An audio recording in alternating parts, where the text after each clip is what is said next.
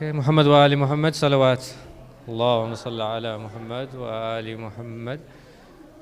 Right, we're just about to start the program. If we can welcome Maryam, please, first to come and recite some Quran for us. Thank you.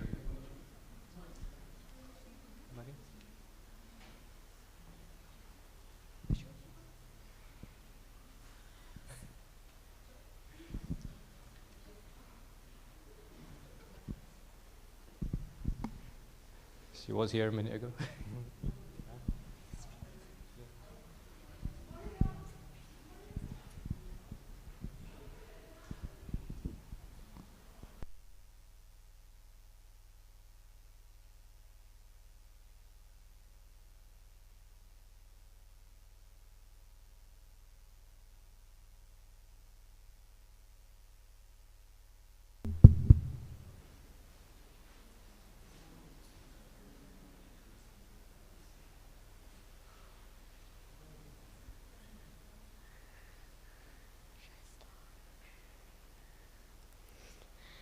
أعوذ بالله من الشيطان الرجيم.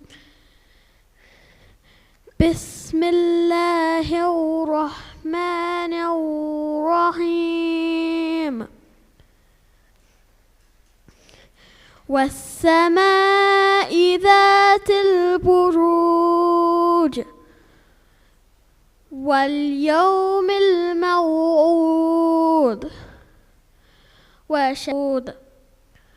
قتل أصحاب الأخدود النار ذات الوقود إذ هم عليها قعود وهم على ما يفعلون بالمؤمنين شهود والله على كل شيء شهيد. المؤمنات ثم لم يتوبوا فلهم عذاب جهنم ولهم عذاب الحريق. إن الذين آمنوا وعملوا الصالحات لهم جنات تجري من تحتها الأنهار الكبير. إن بطش ربك لشديد إنه هو يبدئ ويعيد وهو الغفور الودود ذو العرش المجيد فعال لما يريد. هل أتاك حديث الجنود فرعون وثمود بل الذين كفروا في تكذيب والله من ورائهم محيط. بل هو قرآن مجيد في لوح محفوظ. صدق الله العلي العظيم.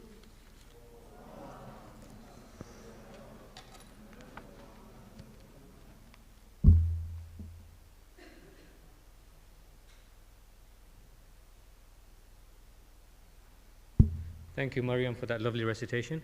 If I can now call upon Mehdi to give a short talk. Thank you.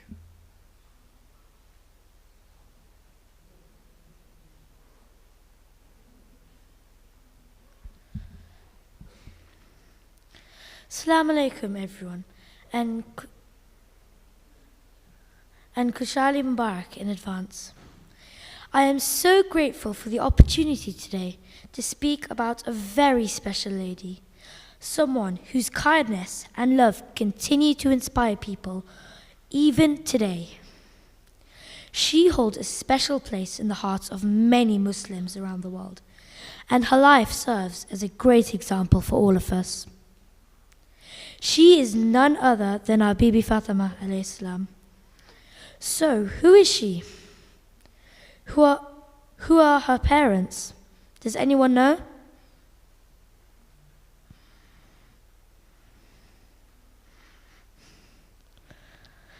Lady Khadija alayhi salam, and she was born in Mecca on the 20th Jamad al-Akhir 605 AD. She was married to? Yeah. Yes, that's right, Imam Ali. And together they had 5 children.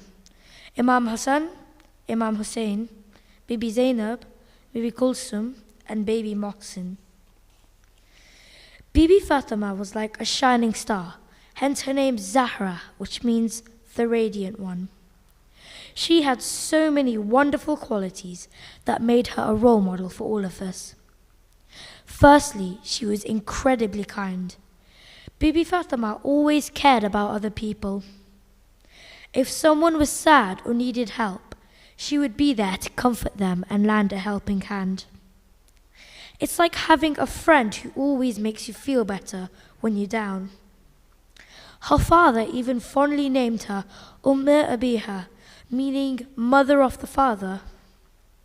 When the Prophet was treated unkindly and people threw rubbish at him, or when the people of Quraysh hurt him, she would be the one there to comfort him and clean his wounds.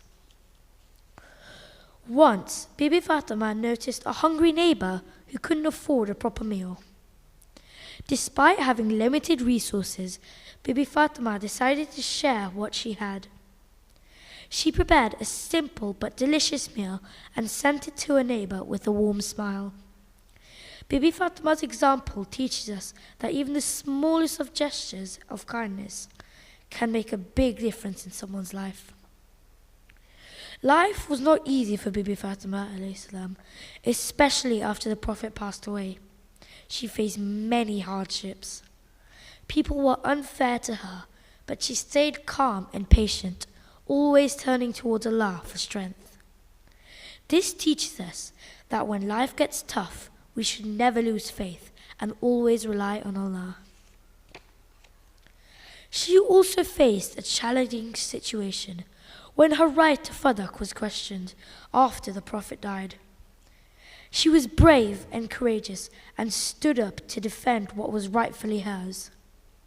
Bibi Fatima's determination to fight against injustice and claim what was hers inspires me to be patient and courageous in my own life. Bibi Fatima's qualities of kindness, selflessness, courage, family values, and generosity make her a shining star in our hearts. We can learn so much from her, and by trying to be a little like Bibi Fatima, we can make the world a better and happier place. And on her forthcoming birthday, I'd like to wish all our mothers a happy Mother's Day. Thank you all for listening, and a big thank you to the T4C team for giving children like myself a chance to stand here and speak about great personalities from our Islamic history.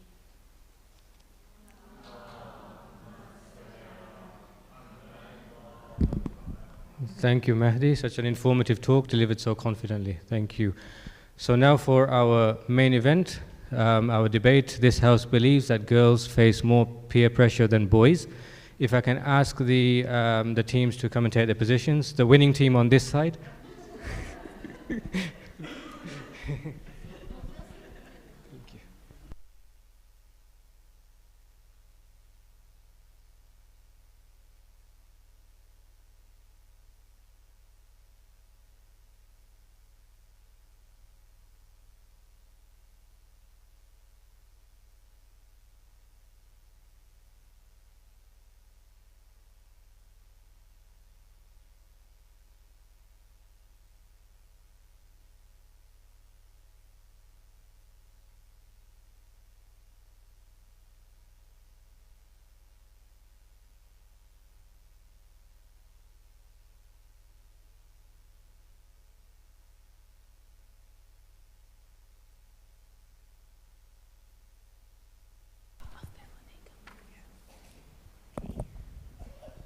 Bismillahir Rahmanir Rahim. Assalamu alaikum, everybody.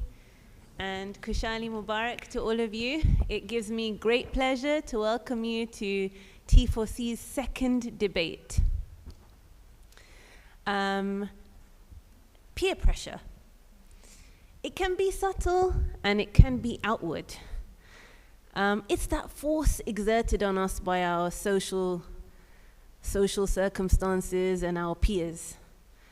It can pressure us and force us to behave in a particular way and to conform to certain standards. It can change the way we talk, the way we walk, the way we act, and the clothes we wear. But who faces more peer pressure, girls or boys? Today, this is the subject of our debate. And I am so pleased to welcome Sukaina and Hannah Rashid, who will be presenting for the motion. This house believes that girls face more peer pressure than boys. Opposing them is Kumel and Shalina Vanat, who will be arguing that in fact girls do not face more peer pressure than boys.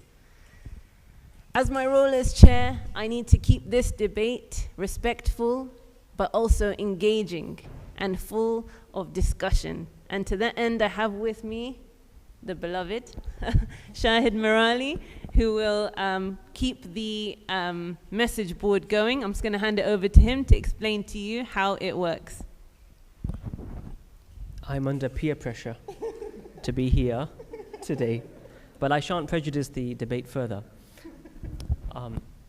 Let's keep this moving fast. Let's keep it fun. So, can you please scan the QR code?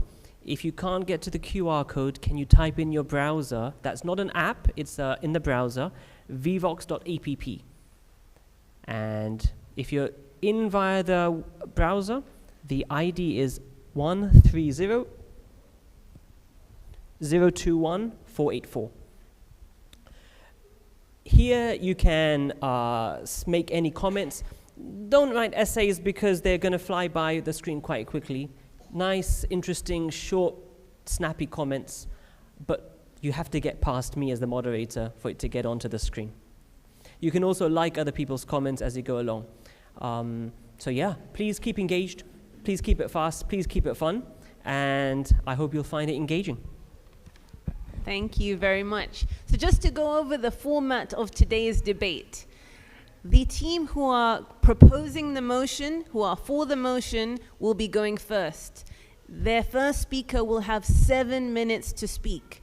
Once 6 minutes are over and they've only got a minute left, I will tap the table twice so that they know they only have a minute left. We're under strict time conditions. If they go over their time, we will sadly have to stop them even if it's mid-sentence. The team against will then have their chance to say their few words, their piece. They will also have 7 minutes to go against the motion, okay? Once they've both had a chance to speak, their second speakers will have 4 minutes to rebut their arguments, and same for the opposing team. 7 minutes each, and then 4 minutes each, okay? Has everybody managed to log on to the VVox? Messages are coming in. Okay. I see. Perfect. Okay, so without further ado, let's have one loud salawat so we can begin. Could everyone please move forward?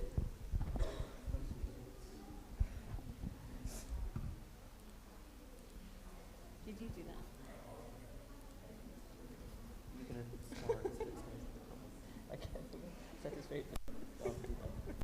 Yes, we just go carry on deleting. Who's going first? Okay. Okay, perfect. Are you going first? Okay, so I'm going to welcome Sukaina Rashid to the stand to propose the motion.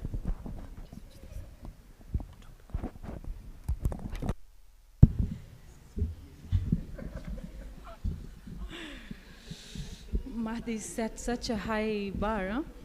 With the way he presented. Yeah, you were too good, Mahdi. Now, like, the rest of us have to do our thing. Right, so this house believes that girls are under more peer pressure than boys.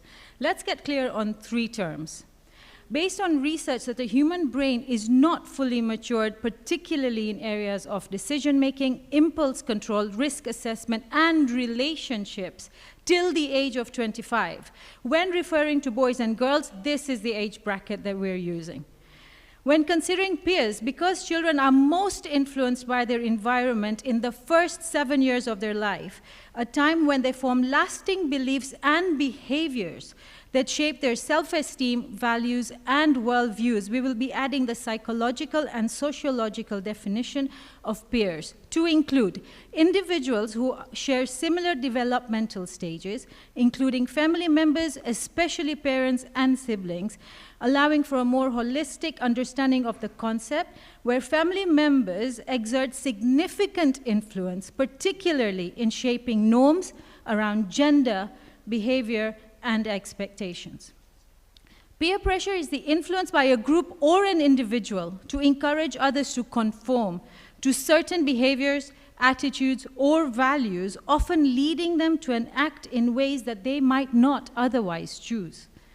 Over the course of this debate, we will look at two key differentiating factors that tip the balance of peer pressure unfairly towards the girls, the consequences of it, and then we conclude. Whilst all our kids currently face an immense amount of peer pressure than ever before, especially because of social media, there are two differentiating factors that exponentially increase the pressure on girls. Firstly, it's the restricted outlets to release pressure. As humans, we're able to make some space and release pent-up stress and pressure, finding ease and regulation through movement, breath, and sound. Considering movement and sound in the form of speech, let's look at the difference in availability of this to our boys and girls. Starting with movement, when boys are as young as toddlers, those crucial formative years when parents, siblings, and families are our source of peer pressure, they're called and accepted as boisterous. As they grow up, activities such as hanging outside the mosque with their aged peers, heading off for some Dixie chicken whilst prayers and preaching is going on, or playing football in classrooms having crunched up their worksheets, or playing ball in the living rooms and pulling out a ball even at wedding receptions are all normalized under the banner, boys are just boys. Girls, on the other hand, are always told to behave appropriately. Their clothing is such that it often restricts them. Those who choose to wear trousers, jeans, and dress up casually are often given the term tomboy, separating ease from girlhood altogether. They're expected to stay put, to conform to the stereotypical behaviors of caregivers, being quiet and palatable. The valuable tool of movement, therefore, is not as easily available to girls as it is to boys, reflected also on the global stage of professional sport. Now let's look at speaking. Here are three statistics. At high school, 15% of girls attempt suicide compared to 7% of boys. 2 to 3 times as many girls suffer from mental health challenges compared to boys. Now, 4 times as many boys die from suicide than girls, the key contributor being the lack of expressing emotional vulnerability, the whole man up, be strong attitude that boys are conditioned to, which is not okay. Now, the last statistic probably hits the hardest. Why? Because we seem to be desensitized to the suffering of women and young women and children.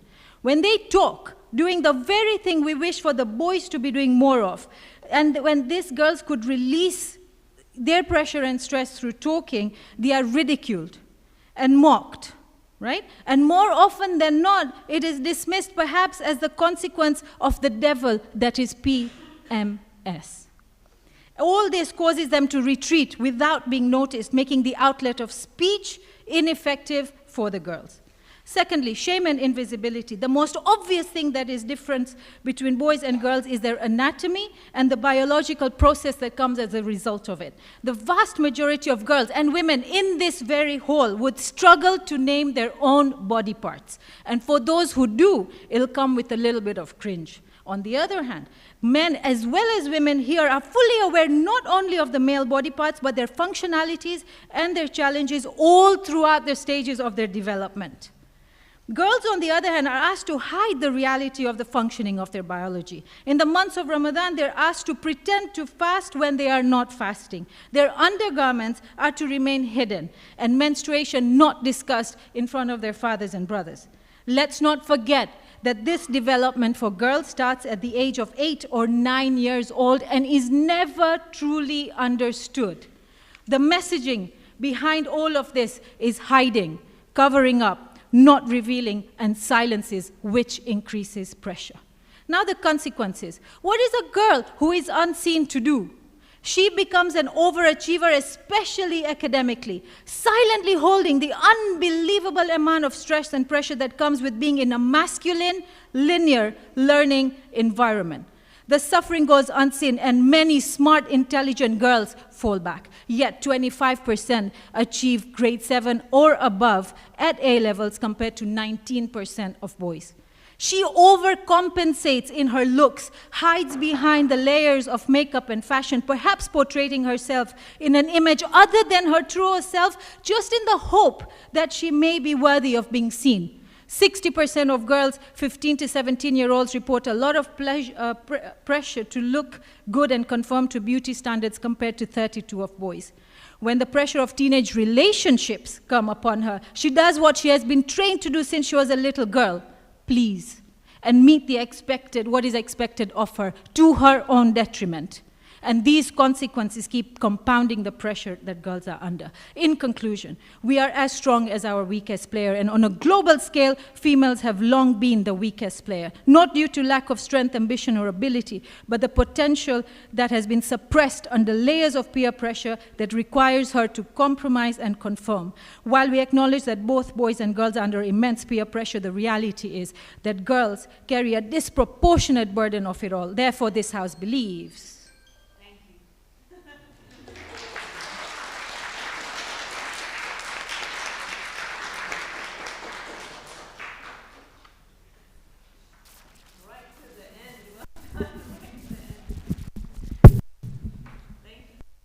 That was an excellent introduction. I'm not going to give my 2 pennies. Anything on that? I mean, we only have 24 people signed in. There's at least double the number in the group, and only 16 comments got past me. We can have a bit more engagement. Perfect. We're really interested to hear your thoughts as well, and how they might be changing throughout the debate. So please do put them on the board. Okay. Now let's hear from the team against. Okay, Shalene.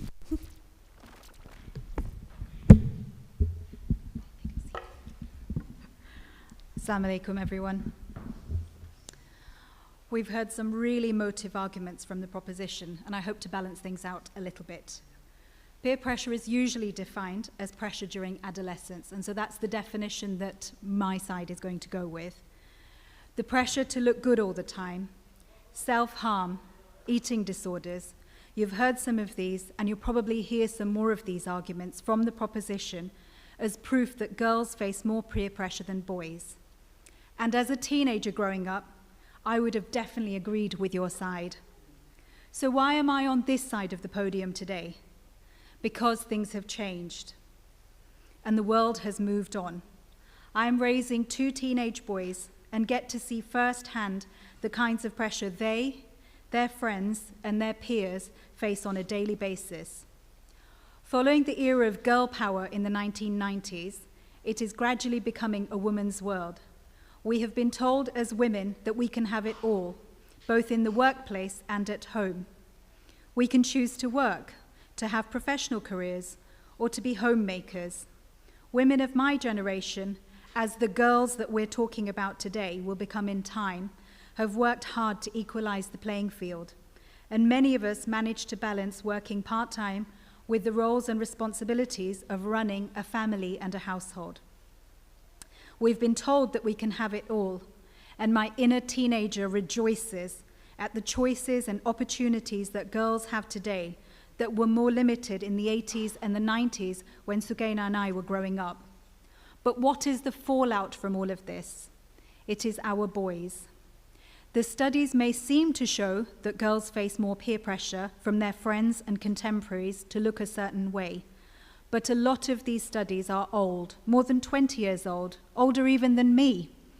During the last decade, research has started to concentrate on boys and revealed that some of the gender difference with regards to peer pressure is due to inadequate instruments for boys, i.e. the studies were only focusing on the thin ideal. Studies that use measures without this bias suggest similar rates of appearance-related interactions with friends and social exclusion for both boys and girls who do not fit the ideal, whatever that might be. Communication plays an important role in how boys and girls experience and respond to peer pressure. Research suggests that girls tend to be more emotionally expressive and are more sensitive to the opinions and actions of their friends. So perhaps they both face the same amount of peer pressure, just in different areas, but girls are more sensitive to this influence. One study that I read by Sumter and colleagues actually found that older girls, aged 13 to 15, were more resistant to peer influence than boys of the same age. So we can't base all of our opinions just on statistics. As a teenage boy in current times, it is important to be masculine, but not to a toxic level, to discuss your feelings, but not as much as a girl would, to be shredded, but not to spend too much time in the gym, to be a nerd, but not a geek, and to be religious, but not to be an extremist. Boys have it tough. I watch my boys navigate this delicate balance along with their friends, and many times I have felt it is actually easier to be a girl in the current world. You have so many choices, so many options, and the world really is your oyster. I'll give you an example. Girls are now growing up aspiring to be CEOs and consultants, but how many of our boys want to become nursery nurses, midwives, or nurses? There is prejudice and suspicion about boys who want to enter professions that are thought of traditionally as being feminine or caring, let alone the ribbing that they would get if their friends were to find out. I think, if anything, that boys are much more likely to be influenced by peer pressure, and crucially, for longer. And why do I say this? Sugaina has alluded to brain development. Girls reach the halfway point of brain development at the age of 11 years. In boys, this is not until they are 15. Girls are much more mature than boys of the same age during adolescence, when peer pressure is at its strongest. This is why when I mention drinking alcohol, using illicit substances, vaping, having relationships, and driving too fast, you immediately think of boys rather than girls. And you are right to do so. Boys are much more likely to undertake risky behavior than their sensible and mature female counterparts. They are more vulnerable and more gullible. You only have to look at how many look up to Andrew Tate as a hero to realize this. We, the opposition, believe that boys have it tough and much tougher than girls. Although both face peer pressure, boys mature later than girls, combined with a lack of good role models and changes in society in what we expect of them when they eventually become men, mean that they're more susceptible to peer pressure and, critically, are less well-equipped emotionally to deal with this undue influence. And I'm under time. Thank you.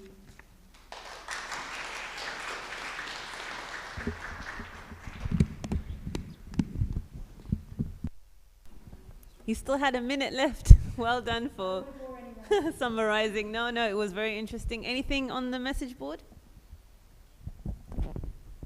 Yeah, I picked out a few interesting comments. That's not peer pressure. That's men using the excuse of being a boy because they can get away with bad behavior. I believe that girls and boys have equal peer pressure, but girls can easily find people to open up, as boys are expected to bottle it up and are expected to be rough. If girls are more sensitive to others, then they do have more peer pressure. Interesting comments coming in. I think there's also been a little bit of, I don't know, I can see some issues of gender bias. You know, women have to do this, men have to do this, but I think that's not exactly the point of the debate. It's not exactly about men and women roles. It's not exactly about men and women bias. It's not exactly about pay gaps. I think the debate's touching on something a little bit more nuanced than that today. So let's continue and see where we get to. Perfect. So it's time to call our second speakers. They have 4 minutes to speak and to counter some of the arguments that we've heard already.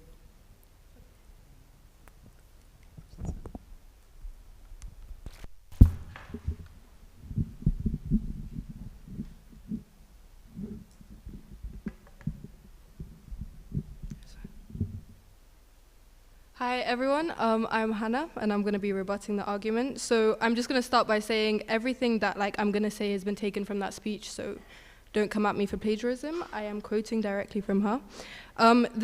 This speech started with everything about how nowadays it's a woman's world and it's everything's about women, girl power, whatever. I'd just like to reiterate that feminism or girl power or a women's world as a concept isn't women are better, it's women are humans too. That whole thing is not about getting girls to be who they truly are, it's about getting them to be equal to boys. We have to fight and make it a women's world just so that girls have the same equal opportunity as men. So I just wanted to clear up that little misconception. And then things about how women now are being able to take a big job and still balance the rules and responsibilities of running a household.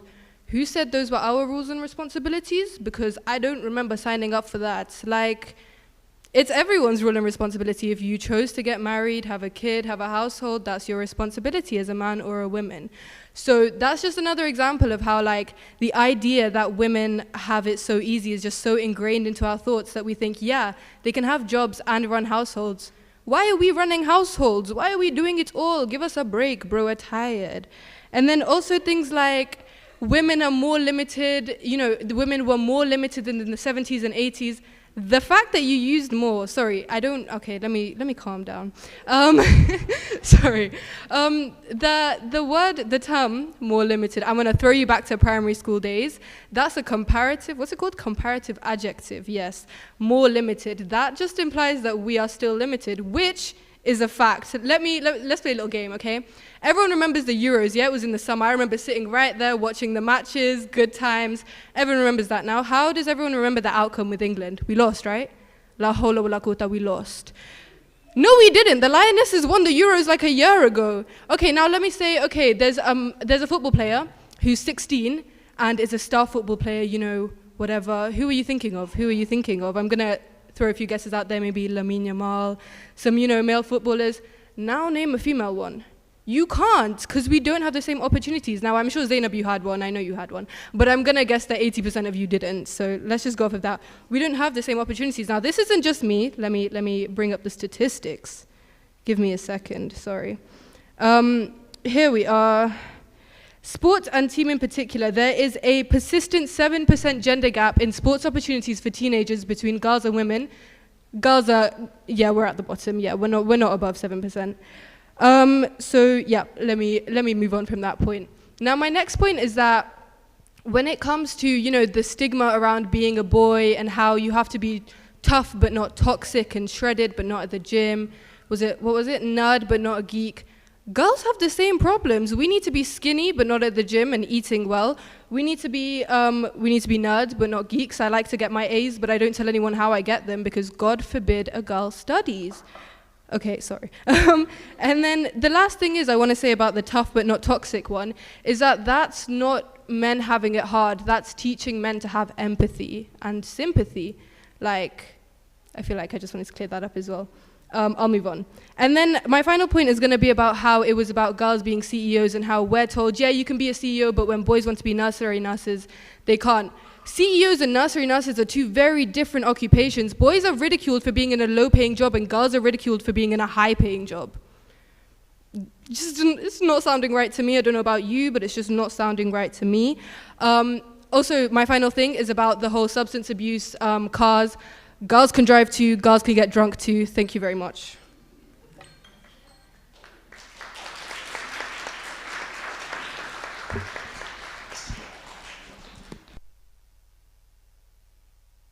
Let's just hear a couple of messages that have come in.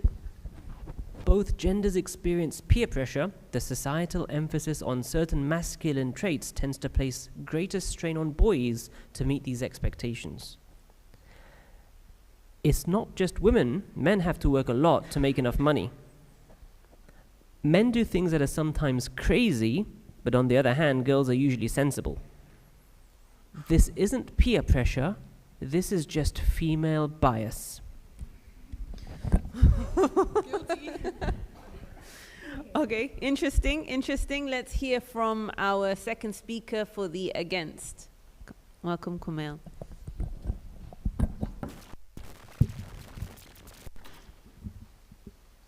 Assalamu alaikum, everyone. We've heard some points tonight about how, well, the opposition has said that girls do face more peer pressure than boys, and they have used statistics to back that up. Now, I'll start off by sort of dismantling those statistics. If we look at the incidence of boys lying in surveys, it's much higher than with girls. If you look at surveys which use any sort of emotional language, there is a much higher chance that boys will lie or they will misrepresent what their true feelings are, because they are influenced, even if it's not a direct physical influence, they are influenced even in anonymous surveys by societal pressure, by peer pressure. They are forced in a way to conform, and they can't talk about their emotions. There's a lack of an emotional outlet for boys. And even with an emotional outlet, boys are less likely to engage because of what they experience in society. Now, if we look at certain surveys, it's estimated that the CDC's survey for youth risk awareness misses about 1 in 10 cases of male depression. And this is due to this same thing where boys don't talk about their feelings, even in anonymous surveys. Now, with boys, when they are exposed to peer pressure, they normally tend toward more violent and risky activities. And we can look, it's difficult to compare the amount of peer pressure between boys and girls, but we can look at the societal cost. And it seems that society has a much bigger price to pay when boys are under the influence of peer pressure. Under the influence of peer pressure, boys are more likely to take drugs, drink, and then also do things like drive. And this leads to many, many deaths, which is a massive societal cost.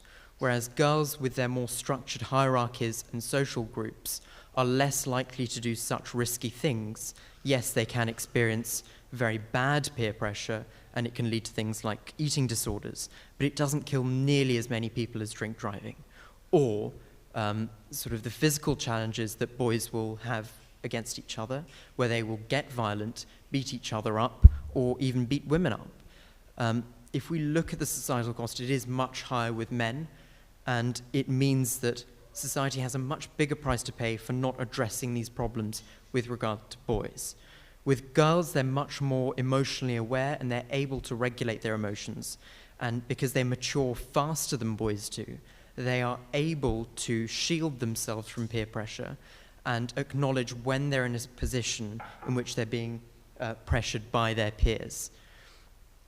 In conclusion, though the statistics may seem to say one thing, we can see that the statistics aren't actually as useful as they seem to be. They misrepresent what boys experience, especially in terms of peer pressure, and they miss a lot of cases of depression, and then we see the results being very different when looking at suicides. Men are 4 times more likely to commit suicide than girls are. Right, I think that's it. Thank you very much.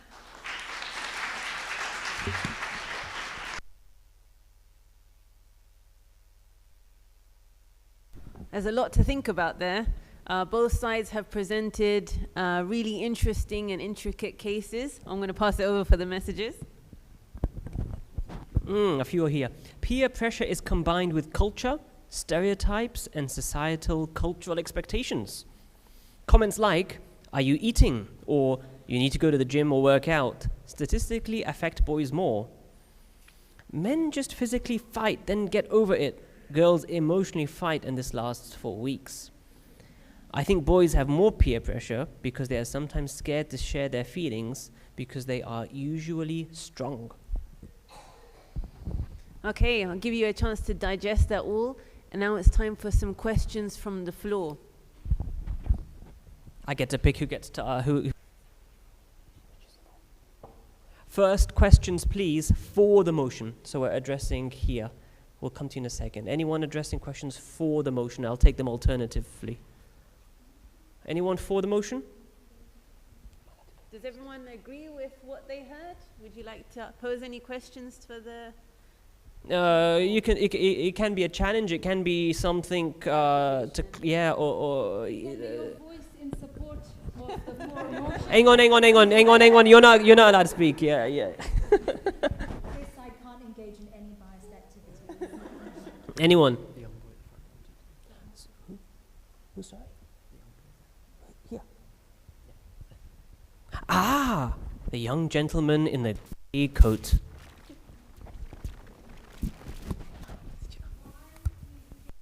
It's just becoming a woman's world to be fair instead of becoming more of a women's world for women to have privileges instead of men.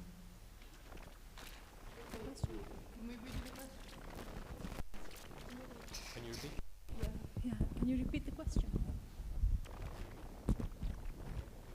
I think, if I understood, the question is, why do you think, Mahdi, please correct me, that it becoming a woman's world is more fair? Is that what you're saying? One second.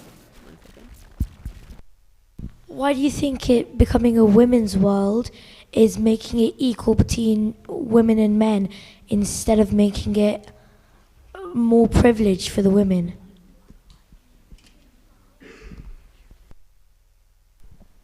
Okay, so when I was doing my speech, I just want to clear this up. I was more rebutting the other speech, not making my own points.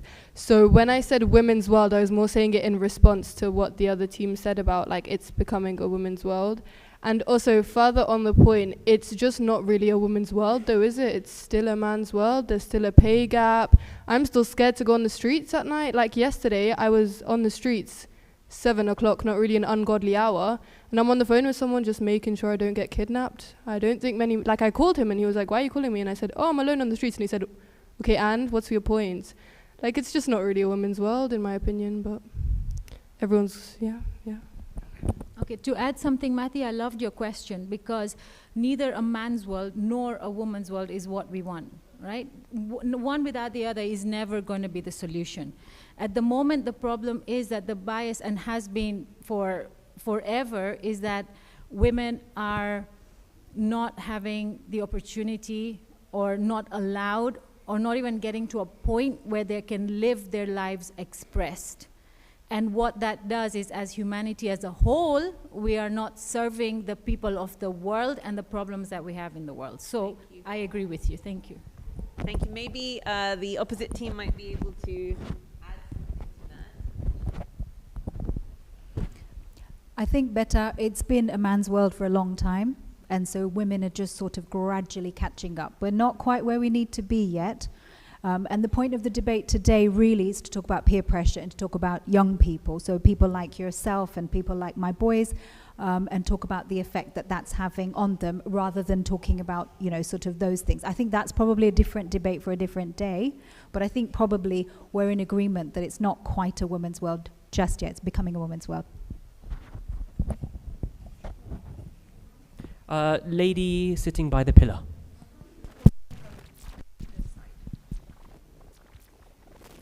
So,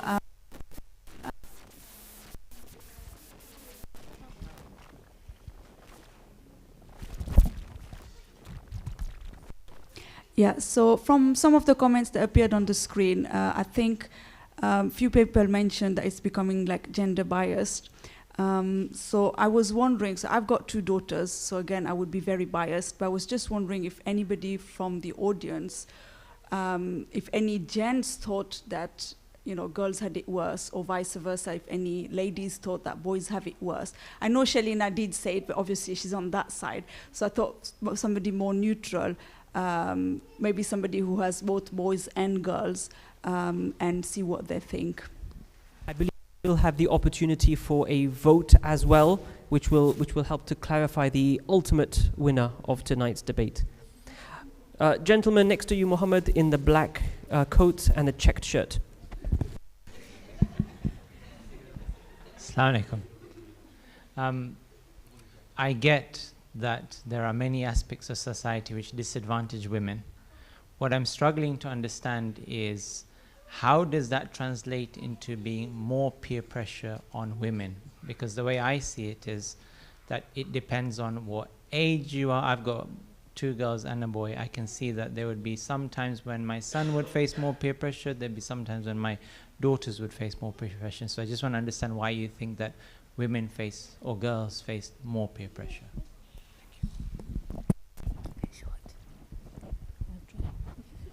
Okay, so yeah, absolutely. I agree with the pressure, both all genders. And the bias, by the way, the title of the thing was boys and girls. So if you're not expecting bias, we are talking different genders. But what we're looking at here is actually the release. So if you know about pressure like within us that the humans hold, right? The regulation and the opportunity to regulate is what reduces the pressure that we're under. Likewise, stress. We have stress release, right? The kind of ways that we can release that pressure is movement, breath, and sound. Yeah, women are asked to quieten down and their voice is kept down. And when they do talk, they're ridiculed. The jokes about when your wife talk, or even when girls talk. And by the way, girls, the brain doesn't stop developing till late teens. They're already moms, by the way, whilst they're still girls. That's another pressure on its own, by the way. Jokes like put it from one ear, take it out to the other. Right? You have fathers who don't understand menstruation, and when the kids are being emotional, there's just a shake of a head. You know what? When she settles down and when she's become normal again, then we'll talk. Right? The release is not there. And the release that they have in terms of speech and sound is ridiculed. When it comes to movement, as we saw, even professional sports-wise, it's not accessible. It is not something that they're able to do. With boys, they have that release in terms of movement. It's not always words that causes release. Thank you. No, we just want to pass it to the other team. They've got something to say too. There you go. Well, I think some of that can be explained, again, by societal peer pressure. Against boys, if you look at, for example, fathers not wanting to talk about menstruation or not understanding it even, it's because there is a stigma for them to know about those sorts of things, whereas women are much more likely to know about, sort of, for example, things related to boys. And it's just not a thing that's talked about. In men's circles, men, even with their close friends, have very few people they can turn to as an emotional outlet. And you talk about sort of the physicality of it, that men are sort of allowed to move and play sports and such things, but they're sort of forced into that. They are expected to be very physical and expected to be very masculine in that sense, and a lot of men just aren't. Thank you very much. Gentleman on the stair with a grey hood. Thank you. Assalamu alaikum, everyone. So you've talked about peer pressure amongst girls and boys, and I just wonder if actually this comparison of who gets more pressure is actually not a realistic comparison at all. There's different pressures for girls, there's different pressure for boys. Girls have a lot of pressure, for example, to do with, and that leads to things like sort of body image issues, it leads to eating difficulties, and we know that from statistics.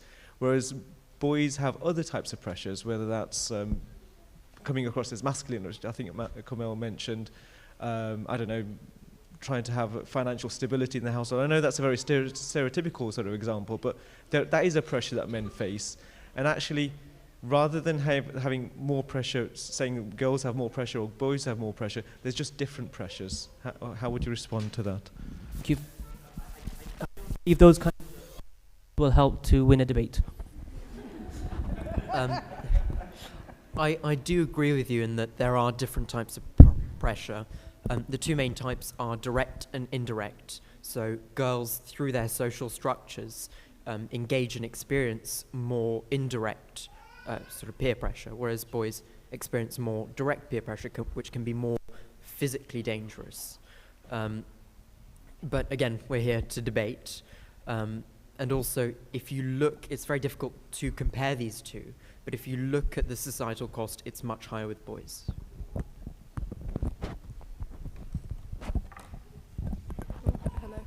Okay, first of all, I actually think that's a great point. It's very true. Like, everyone has struggles. We all know that.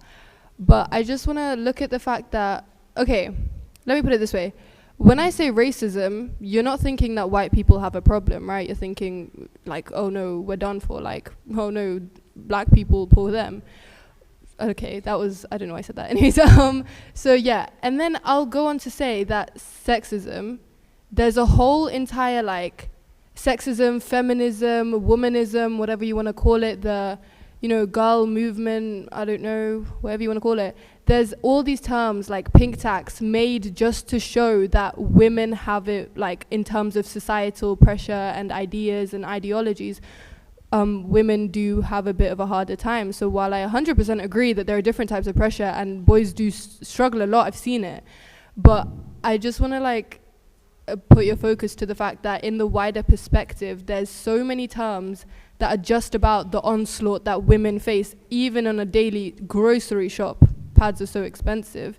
Like, there's just this constant onslaught that I feel like just tips the scales slightly in my favor. But then again, I'm debating for, so I might be biased. Thank you very much. We can take... I've been given permission to take one more question from our organizers today. Lady at the back in the green, blue? Chadar.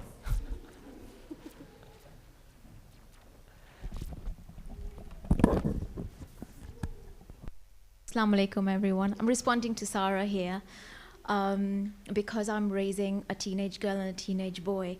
My sister's on the panel, so you may think I'm biased. But raising a teenage boy and a teenage girl, I'm just going to say that I think it's much more difficult. I think women get judged and are pressured to conform a certain way much more than boys, from my personal experience, trying to be as neutral as possible. Thank you.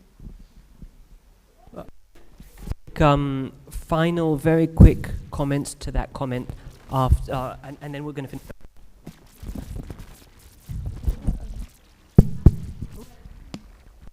That comment. I think one of the things that makes it a little bit easier also for masculine and feminine or male and female is that the boys have a way of being more compartmentalizing and single focused, whereas females are wired to have a diffused attention, which means that the pressure that they absorb is also a lot more. Interesting, thank you.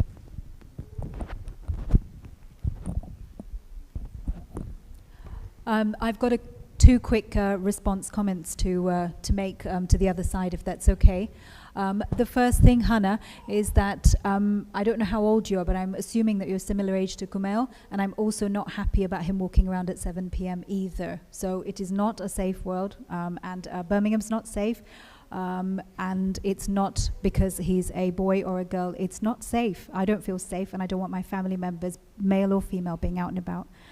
I think the other point that I want to make is that I really want to pull the debate back towards peer pressure and girls and boys, rather than going off into, I think that's probably what some of the comments hopefully are reflecting, going off into the world of adulthood. That's it. Thank you very much. Okay, now we're going to move to a vote to complete the debate. Can everyone please, again, go back into the QR code. Everybody, pull out your phone. I can see, thank you very much. I can see people not using their phone. Can you please scan the QR code or go onto the website, vvox.app. Get as many votes in as possible. ID 130021484. The poll is about to open now. The results will not come up live. I will release them in a few moments. I've got 20 votes. Let's have another few votes coming in, please. Let's just do the vote, finish up, and then Tessen's going to conclude it and then hand over to you. Tessen, I'm going to give you another 15 seconds. And then conclude it up. They want some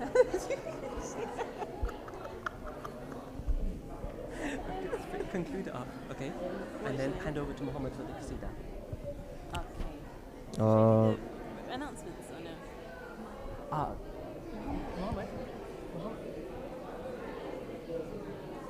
Muhammad, qasida, then announcements, qasida. Announcements first. All right, 5 seconds.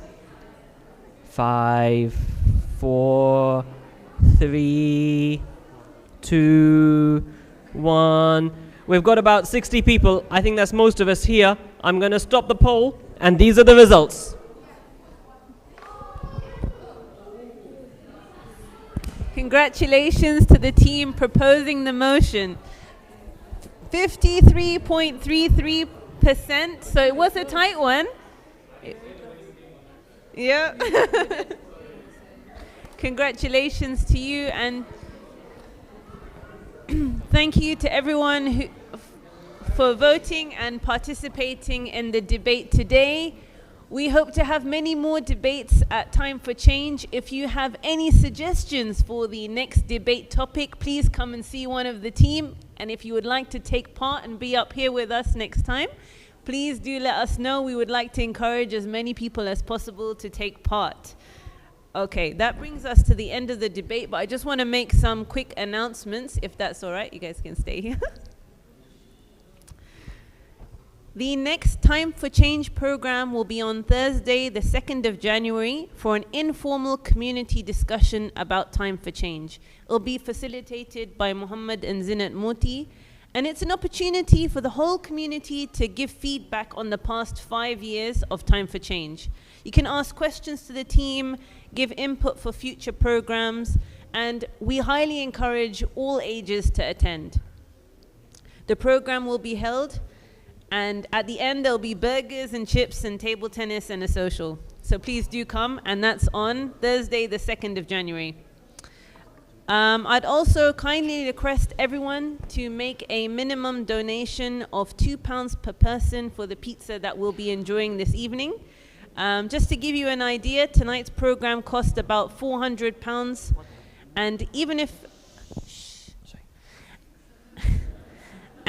the minimum contribution will not cover the full cost. So please don't forget, you can give your £2, you can pay via card or cash, you can pay to Zinat or to Muhammad as well. You can donate using the QR code, card machine, or there's even cash by the refreshments. And the refreshments will be in the dining room. Please can all children and adults wash your hands after you've had the food and before you play table tennis. I would like to hand it over to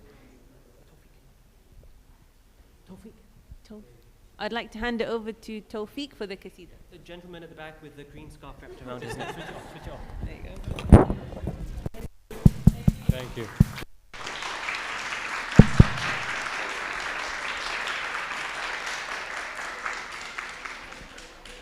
Yeah, so if you can welcome our very own renowned brother Tawfiq Jivraj, please recite a salawat. Allah.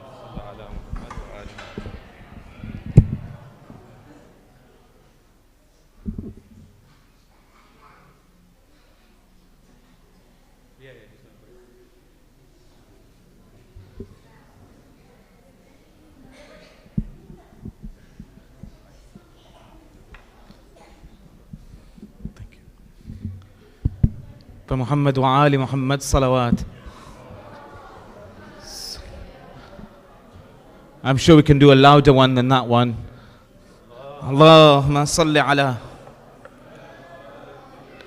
To bless the occasion, we're celebrating the birth of Bibi Fatima alayhi salam. So inshallah, recite a qasida. It is in Urdu, but we have translated it, so hopefully you can follow it through inshallah. नूर की अंजुमन फातिमा नूर की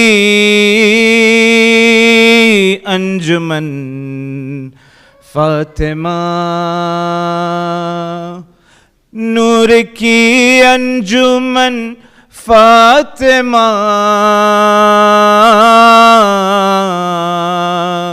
मरकज़े पंजतन फातिमा मरकज़े पंजतन फातिमा अर्श से बन के आई है तू अर्श से बन के आई है तू अर्श से बन के आई है तू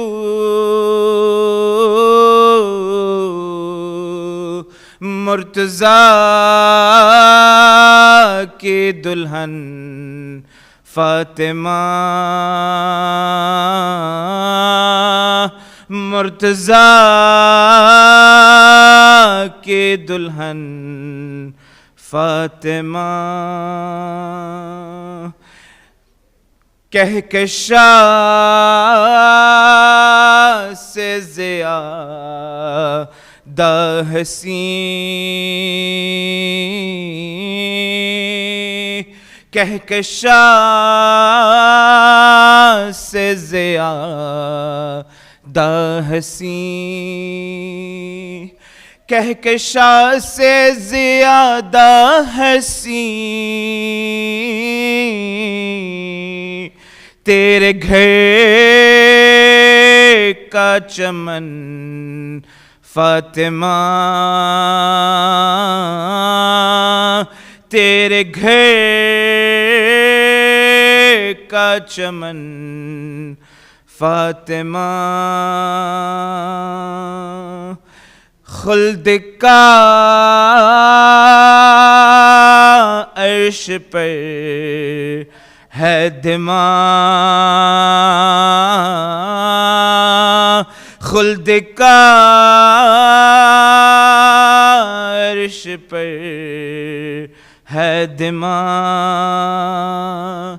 खुल्द का अर्श पर है दिमा छू के तेरे चरण फातिमा छू के तेरे चरण फातिमा कब किसी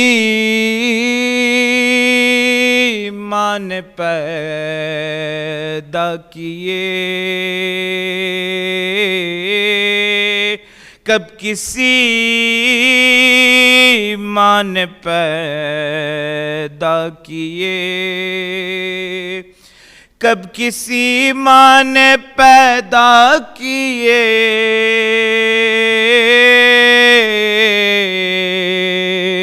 फिर हुसैन व हसन फातिमा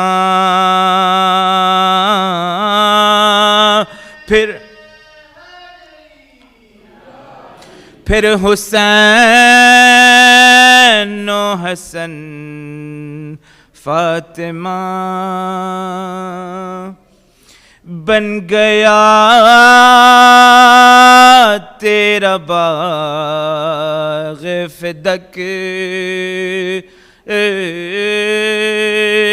बन गया तेरा बाग़ फ़िदक बन गया तेरा बाग़ फ़िदक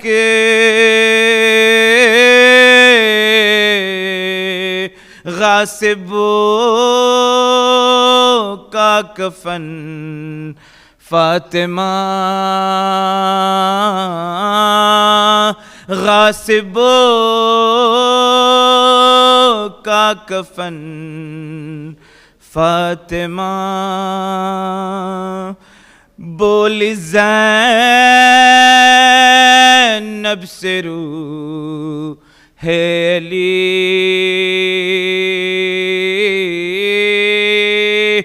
बोली ज़ैनब से रूहेली बोली ज़ैनब से रूहेली सर उठा और बन फातिमा सर उठा और बन फातिमा है ये कौल नबी ए सरोश है ये कौल नबी है सरोश है ये कौल नबी ए सरोश मेरा तन मेरा मन फातिमा मेरा तन मेरा मन फातिमा नूर की अंजुमन फातिमा नूर की अंजुमन फातिमा सल्लल्लाहु अलैहि मुहम्मद व आले Muhammad.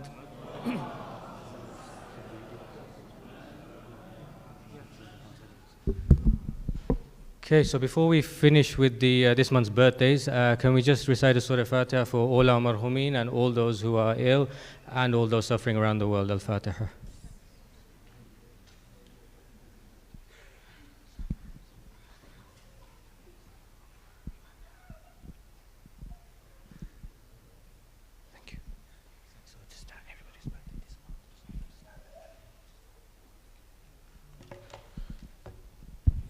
So as we're celebrating, of course, the birth of Bibi Fatima alayhi salam, we will also be celebrating all those who have their birthdays in December.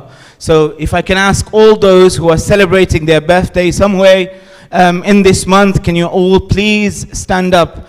We will come looking for you otherwise. So if you all come and stand up, please.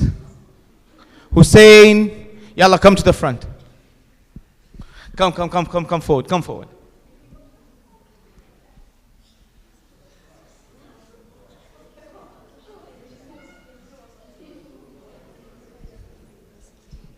How old are you?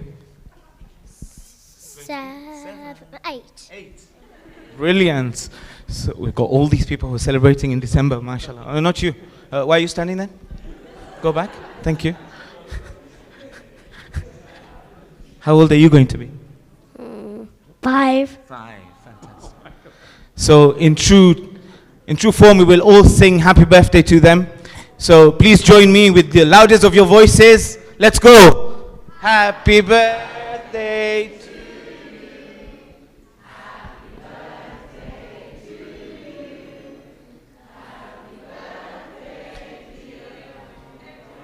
Everyone, happy birthday to you.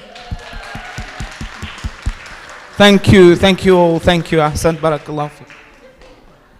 Hand over back to, pizza in the dining room. Let's go. That's what we were waiting for.